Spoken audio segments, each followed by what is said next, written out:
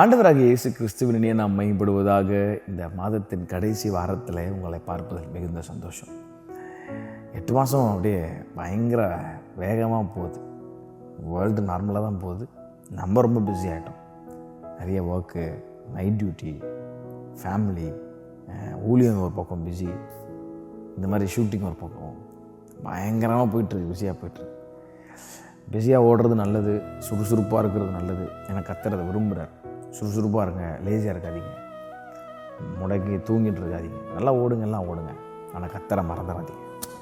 ஆமாம், ஏன்னா அவருடைய ஆலோசனை தான் நம்மளை கரெக்டான இடத்துக்கு போய் கொண்டு போய் சேர்க்கும். மனுஷன் இன்றைக்கி என்னென்னமோ படிக்கிறான், பயண வழக்கு. ரீசெண்டாக ஒரு நியூஸ் கூட வாசித்தேன். இந்த எலான் மஸ்க்ன்ற ஒரு நியூரோலிங்க் ஒன்று கண்டுபிடிச்சார், மனுஷனுடைய பிரெயினில் வைக்கிற சிப். அது வந்து ரீசெண்டாக அவருடைய ட்வீட்டில் போட்டிருந்தார், இந்த first human got is first Neuralink அப்படின்னு போட்டிருந்தார். இப்போ அவர் கண்டுபிடிச்ச அந்த ஒரு அறிவியல் தொழில்நுட்பம், டெக்னாலஜி, அதை வந்து ஒரு மனுஷனுடைய பிரெயின்குள்ளே செலுத்தப்பட்டாயிற்று, சக்ஸஸ்ஃபுல்லாக முடிஞ்சிருச்சு அப்படின்னு. இப்போது ரீசெண்டாக ஒரு இன்ஸ்டாகிராமில் ஒரு மெசேஜ் பார்த்துட்டு இருந்தேன் இந்த காரியத்தை குறித்து. அப்போது ஒரு பாஸ்டர் வந்து இந்த நியூரோலிங்க் குறித்து ஒரு ஆராய்ச்சி பண்ணிகிட்டு இருந்தார். அப்போது க்ரீக் கேலண்டர்னு ஒன்று இருக்குது.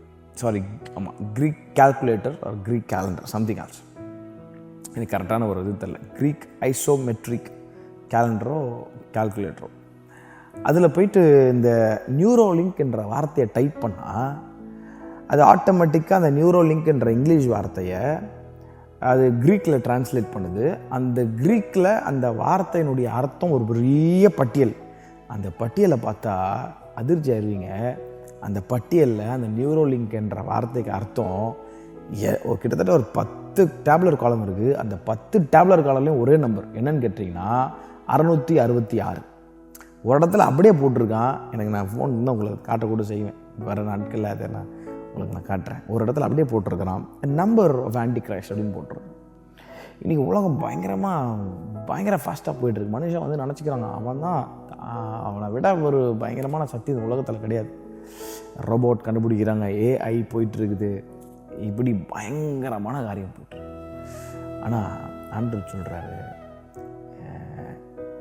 தேவ ஆலோசனை இல்லாமல் ஒரு மனுஷன் நடப்பான்னு சொன்னால் அவன் சீர்கெட்டு போயிடுவான். ஒரு இடத்துல முட்டி மோதி ஒரு வழி ஆயிடுவான். அப்போது நமக்கு தேவை தேவ ஆலோசனை நமக்கு தருவாரானால் நம்ம எங்கே போகணும், எங்கே போகக்கூடாது, எங்கே போய் நம்ம சேரணும், அது எல்லாத்தையும் கத்த நம்ம கற்றுத் தருவார். இந்த காலவெளியில் நிறைய நேரத்தில் நம்முடைய வாழ்க்கையில் கூட பாருங்களேன், கோபத்தை நிறைய முடிவெடுக்கிறோம், டென்ஷன் நிறைய முடிவெடுக்கிறோம், நிறைய நேரத்தில் ஆண்டரை கேட்க முடிவெடுக்கிறோம். இதெல்லாம் கொஞ்சம் வெளியே வந்து யோசிச்சு பார்த்தீங்கன்னா, இதெல்லாம் இப்படி முடிவெடுக்கிறது, ஆலோசனை பண்ணி நம்மளே கலந்து பேசுகிறோம், பெரியவங்களை கலந்து பேசிடுறோம், மனைவியோட கலந்து பேசிடுறோம், எல்லாம் பேசுகிறோம் ஆண்டவரை கேட்காம. இதெல்லாம் ஆனால் அதோடைய எண்ட் ரிசல்ட் பார்த்தீங்கன்னா எங்கேயா பிரச்சனைகள் தான் முடிஞ்சிருக்கும். ஆனால் ஒரு நிமிஷம் உட்காந்து ஆண்டவர் நீங்கள் என்ன சொல்கிறீங்க, நீங்கள் என்ன சொல்ல விரும்புகிறீங்க, எனக்கு என்ன ஆலோசனை கொடுங்கன்னு கேட்குறதுக்கு இன்றைக்கி நமக்கு நேரம் இல்லாமல் போயிடுச்சு. ஆசாப் ரொம்ப அழகாக நமக்கு சொல்லித்தரார் பாருங்கள். 73ஆம் சங்கீதத்தினுடைய 24ஆம் வசனம், உம்முடைய ஆலோசனையின்படி நீர் என்னை நடத்தி முடிவிலே என்னை மகிமையில் ஏற்றுக்கொள்வீர். அப்போது இட்ஸ் வெரி சிம்பிள். தேவ ஆலோசனை கேட்டிங்கன்னா முடிவு மகிமையாக இருக்கும். இந்த காலவெளியில் கத்தர் ஒன்று தான் சொல்லித்தர விரும்புகிறார், தேவ ஆலோசனை, காட்ஸ் விஸ்டம். அவருக்கு செவி கொடுத்தீங்கன்னா அந்த முடிவு அவர் சொல்லி நீங்கள் செஞ்சு பாருங்களேன், அந்த முடிவு வேறு எங்கேயும் போய் உங்களை கைவிட்டுறாது. அது மகிமையாக இருக்கும், க்ளோரியாக இருக்கும். இன்றைக்கி அதை கொஞ்சம் ஃபாலோ பண்ணி பாருங்கள். கேளுங்க, ஆண்டர்கிட்ட கேளுங்க. நிறைய இடத்துல ஆண்டர்கிட்ட கேட்க மாட்டோம். ஏன்னா அது நமக்கே தெரியும், அது நம்ம கேட்க போகிற தப்புன்னு நமக்கே தெரியும். ஆண்டர்கிட்ட கேட்டால் கண்டிப்பாக வேணாம் தான் சொல்லுவார். இன்றைக்கி ஆண்டர்கிட்ட கேட்காம நம்மளே பண்ணிடலாம். ஆனால் முடிவு எங்கே போய் உட்காந்துருப்போம், ஃபெயிலியரு, பிஸ்னஸ் லாஸு, ஆண்டருக்கு பிடிக்காமல் செஞ்சு ஐயோ தப்புன்ட்டுமேன்ற கில்ட்டி கான்ஷியஸ், என்ன வேணால் இருக்கட்டும்ங்க. நீங்கள் எவ்வளோ தப்பு கிடையாது. ஆண்டர்கிட்ட நீங்கள் ஒன்று பிளான் பண்ணி மனசில் நிறைய வரும், மனுஷனுடைய இருதயத்தின் எண்ணங்கள் அநேகமாக இருக்கும். ஆனால் கத்தர் தான் அது சில பிளான்ஸை வந்து ப்ரொசீட் பண்ண வைக்கிறார்.